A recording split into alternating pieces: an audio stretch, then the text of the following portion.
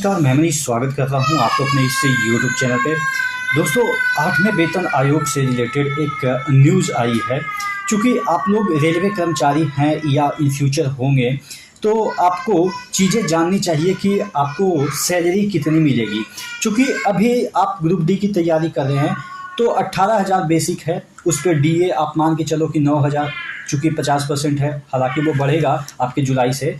लेकिन टोटल आपकी सैलरी अभी फ़िलहाल एक एवरेज बंदा जो कि ज्वाइन करता है सबसे निचला पोस्ट पे सरकारी का, वो 27 से 28,000 मिनिमम उसको क्रेडिट होती है। लेकिन जब वही 8वें पे आयोग आ जाएगा, यानी कि 8वें सैलरी का वेतन आयोग आ जाएगा, तो वो कितना मिनिमम पाएगा उसके बारे में इस वीडियो में हम चर्चा करेंगे। चैनल पे नए हैं तो सब्सक्राइब जरूर कर लीजिएगा। देखिएगा, ये जो चीज़ें आई है, 8वें वेतन आयोग की गठन की तैयारी दबाव में नए साल से पहले घोषणा कर सकती है मोदी सरकार। अब बेसिक जो मिनिमम आपके 18,000 है वो बढ़ के कितना होगा, कितना फिटमेंट फैक्टर से गुना होगा, उसके बारे में इस पेपर में छपी हुई है। यहाँ पे देखिएगा, लोकसभा चुनाव से यहाँ पे देखिएगा, लोकसभा चुनाव में सीटें कम होने के बाद मोदी सरकार दबाव में है। दबाव में ही मोदी सरकार ने कर्मचारियों के लिए यूनिफाइड पेंशन स्कीम लागू कर दी थी। कहने का मतलब ये है कि जो सीटें है वो आपके लोकसभा में मोदी जी को कम आया, इस वजह से हो सकता है कि दबाव में हो, और इस वजह से ओपीएस के जगह इन्होंने कम से कम कुछ तो दिया। पहले तो ये कुछ दे ही नहीं रहे थे, यानी कि एनपीएस पे ही हम लोग चल रहे थे, लेकिन बाद में ओपीएस के जगह यूपीएस सिस्टम लाया गया।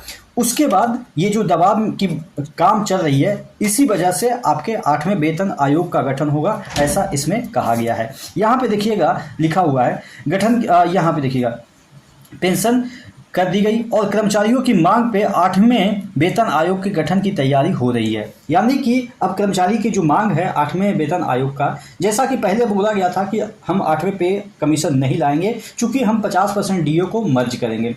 चूंकि डीए मर्ज हुआ नहीं अब, तो इसका यही वजह है कि अगर डीए मर्ज नहीं हुआ है तो इसके पीछे कुछ ना कुछ काम चल रही होगी कि 8वें पे कमीशन लाया जाए। चूंकि वो डीए मर्ज कर देते तो ये मुद्दा ही नहीं उठता 8वें पे कमीशन का। चूंकि डीए अभी तक मर्ज नहीं हुई है, अब 93 से 94 भी हो सकता, 53 से 54 भी घोषणा हो सकती है, चूंकि अब कुछ ही दिनों में आपकी घोषणा हो जाएगी। तो इसी वजह से घोषणा नहीं हो रही है कि डीए मर्ज नहीं किए हैं, तो 8वें पे कमीशन का हम जो है वो गठन की घोषणा करेंगे। यहाँ पे देखिएगा लिखा है, पहले सरकार नए वेतन आयोग की घोषणा कर सकती है। हर एक 10 वर्ष में नया वेतन आयोग का गठन किया जाता है। 7वें वेतन आयोग 1 जनवरी 2016 को लागू हुआ था। तब मोदी सरकार की तरफ से कहा गया था कि अब नए वेतन आयोग गठन की जरूरत नहीं पड़ेगी। यानी कि जब सरकार गठन हुआ था उस समय बताया गया था कि नए पे कमीशन की गठन नहीं होगी। जब महंगाई जो है वो 50% होगा तो वो आपके बेसिक में मर्ज कर दिया जाएगा। लेकिन ऐसा कुछ भी नहीं हुआ। इस वजह से सरकार के जो जितने भी कर्मचारी हैं वो ऐसा दबाव बना रहे हैं कि आपका जितने भी चीज़ें हैं, यानी कि वेतन आयोग से संबंधित, वो प्रक्रिया शुरू की जाए। सरकारी, यहाँ पे देखिएगा, सरकारी सूत्रों का कहना है कि हरियाणा, जम्मू कश्मीर के चुनाव और इसके बाद महाराष्ट्र और झारखंड के चुनाव होने हैं। इसके बाद दिल्ली और कुछ राज्यों के चुनाव होने हैं। लोकसभा चुनाव में सीटें कम होने के से प्रधानमंत्री को सबक मिला है कि विपक्षी दल फ्री की रेवड़ियां बांट कर सीटें जीत रहे हैं, तो वह क्यों बुराई ले। यानी कि कहने का मतलब यह है कि जितने भी विपक्षी गवर्नमेंट है, कोई ये दे रहा है, कोई इतना यूनिट बिजली फ्री दे रहा है, कोई ओपीएस दे रहा है, ओल्ड पेंशन स्कीम दे रहा है, कोई कुछ स्कीम दे रहा है, कोई कुछ स्कीम दे रहा है, तो इस वजह से मोदी जी को भी लगता है कि हम क्यों बुराई ले। ठीक है, सब दे रहे हैं तो हम भी देंगे। और यहाँ पे आपको 8वें पे कमीशन की बात कर रहे हैं कि इसकी भी गठन जल्दी हो जाएगी। उद्देश्य, अब 8वें वेतन आयोग का चर्चा शुरू हो गई है, यानी कि अब 8वें पे कमीशन की बात शुरू हो गई है। केंद्र सरकार के कर्मचारी 8वें वेतन आयोग की मांग कर रहे हैं। वे पुरानी पेंशन की मांग की तरह ही दबाव बना रहे हैं। लोकसभा चुनाव में कर्मचारी ने घोषणा की थी, ओपीएस नहीं तो वोट नहीं। यह बात साबित हुई, यानी कि चुनाव से पहले कर्मचारी जो हैं वो कहे थे कि अगर ओपीएस नहीं तो वोट नहीं, और जैसा कि प्रभाव पड़ा आप समझ सकते हैं कि कितना सीटें कम हुई और जिसकी वजह से गठबंधन की सरकार बनानी पड़ी। उसके बाद आगे देख लेते हैं, चुनाव के बाद पीएम को ओपीएस जैसी यूपीएस लागू करनी पड़ी, यानी कि हालांकि ओपीएस तो नहीं लेकिन उसी के जैसा आपके यूपीएस लागू करनी पड़ी। अब देखते हैं, आगे दे रखा है फिटमेंट फैक्टर के बारे में।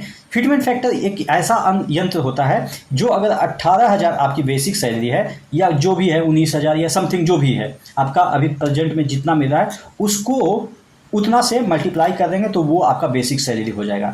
तो कितना से मल्टीप्लाई करने की बात कर रहे हैं, 3.68 फिटमेंट फैक्टर की मांग। 7वें वेतन आयोग के लिए वेतन संशोधन की बात आने पर कर्मचारी यूनियन ने 3.68 फिटमेंट फैक्टर की मांग की थी, लेकिन सरकार ने कितना दिया था, 2.57 फिटमेंट फैक्टर जो है वो तय किया था। मांग पिछला बार कितना किया गया था, 3.68 से मल्टीप्लाई करने का, लेकिन मल्टीप्लाई कितना से हुआ, 2.57 से।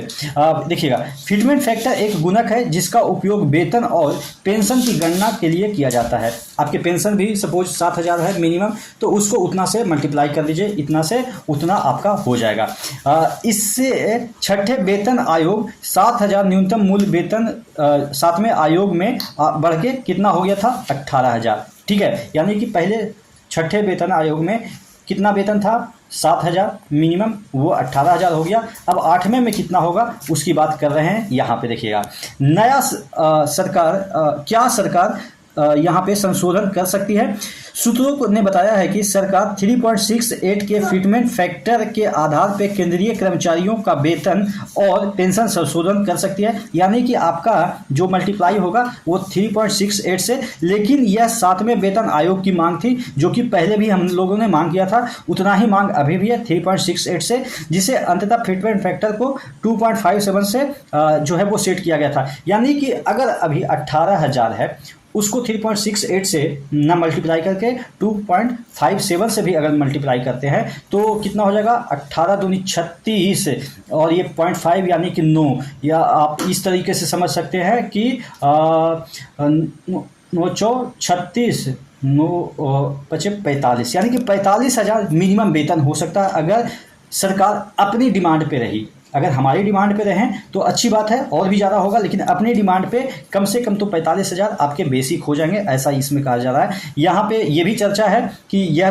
कि 8वें वेतन आयोग के तहत 1.92 फिटमेंट फैक्टर को ध्यान में रखते हुए मैट्रिक्स तैयार किया जा सकता है, पे मैट्रिक्स। अगर इतना नहीं देती है तो 1.92 देने की बात की जा रही है, यानी कि 3 तरह के फिटमेंट फैक्टर की बात की जा रही है, 3.68 और दूसरा आपका 2.57, एक तीसरा आ गया 1.92। अगर इतना से भी मल्टीप्लाई करती है तो तकरीबन आपको कितना मिल जाता है, तकरीबन आपको यहाँ पे देखिएगा 18,000 से बढ़ के कितना हो जाएगा, 34,560 हो जाएगा आपका मिनिमम वेतन, और जो आपका मिल रहा है उसके अकॉर्डिंग आप गुना कर लीजिएगा 1.92 से, तो उतना हो जाएगा आपका मिनिमम वेतन। ठीक है, तो ये चीज़ें हैं। उसके बाद पेंशन भी बढ़ जाएगी, यानी कि अगर आपका पेंशन सपोज बेसिक 18,000 है या 20,000 है तो 1.92 या आप 2 से मल्टीप्लाई कर दें तो यानी कि आपका कितना हो जाएगा, 40,000 पेंशन हो जाएगा।